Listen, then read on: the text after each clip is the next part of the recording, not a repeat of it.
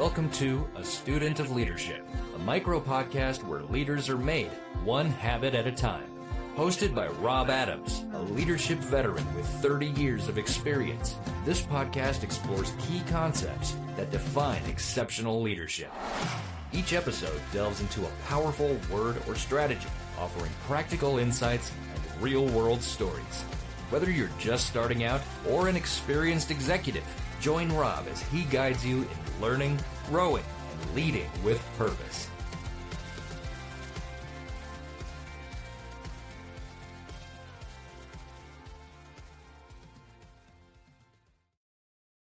Hey everybody, it is another edition of a Student of Leadership Micro Podcast. This is where great leaders are made one habit at a time. And I am your host, Rob Adams, and today we are going to be talking about the habit that multiplies talent, builds trust, and unlocks extraordinary outcomes. The word of today is collaboration. Now let's be clear. Collaboration isn't just working on the same project. It's not being in meetings together. It's about building something together that no one could build alone. It requires trust, openness, and a willingness to value voices other than your own. Great leaders don't just bring people into the room, they bring them into the conversation. Now, here's a real leadership story that reflects exactly what we're talking about. This is about the miracle on the Hudson. One of the best real-world examples of collaboration happened not in a boardroom, but 3,000 feet above the Hudson River in New York. On January 15th, 2009, U.S. Airways Flight 1549 struck a flock of geese and lost both engines. Captain Chesley Sully Sullenberger and First Officer Jeff Skiles had just over 3 minutes to make decisions that would save 155 lives. But this wasn't a solo hero story. Sully took over the controls. Skiles immediately began working through the emergency checklist. No ego, no hesitation. Flight attendants communicated calmly. Passengers stayed orderly. Air traffic control helped clear a path. Everyone had a very distinct role. Everyone executed. Now that's not luck. That's collaboration under pressure. Afterwards, Sully said, "I was just part of a team doing its job." That humility is a hallmark of collaborative leadership. Now let's get into some real talk. Are you collaborating? Let's break this down a little bit more.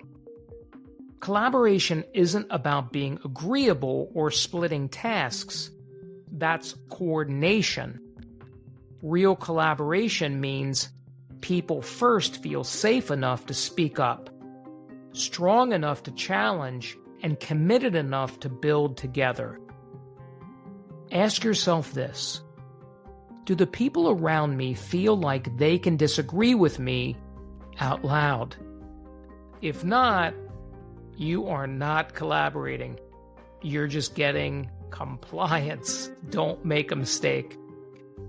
If you're the one doing most of the talking, if your team defers to you, if some people rarely speak, that is not a collaboration problem. That's a leadership opportunity, folks. As Helen Keller once said, "Alone we can do so little. Together we can do so much." It's simple, it's timeless, and it's exactly what the best leaders understand. Shared effort creates shared success. Now let's talk about our silent voice text. This is your next bonus challenge. In your next meeting or team conversation, I want you to try this. Find the person who usually stays quiet on your team. Ask them directly, "What's your take on this?" Then stop. Let them speak. Listen. Listen some more. No interruptions, no correcting, just listening. That single moment may be the most collaborative thing you do all week long. According to Deloitte, organizations that prioritize collaboration are 5 times more likely to perform at a high level. And a Stanford study found that people who believe they're working collaboratively stick with problems 64% longer and report higher engagement and lower fatigue. Now, why is that? Because people who work harder when they feel like they matter. Now, let's talk about 3 habits that you can get to stick. These are 3 behaviors you can use this week to lead more collaboratively. Number 1, model shared credit. Use we more than I. Celebrate team success publicly and always shine the light outwardly. Schedule collaboration. Don't hope it happens. Block time for team huddles, brainstorms, and problem solving, and make space for it.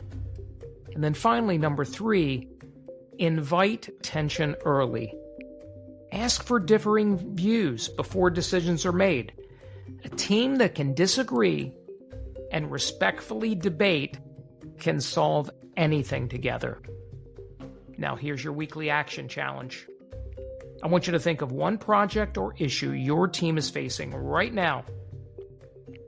Call a short team session, not to assign tasks, but to co-create a solution. Use everyone's input. Pull in the quieter voices in the room. Let the group shape the path. Then watch how the outcome improves. Not because you led harder, but because you led together. Collaboration is more than a skill. It's a habit, a mindset, and a culture.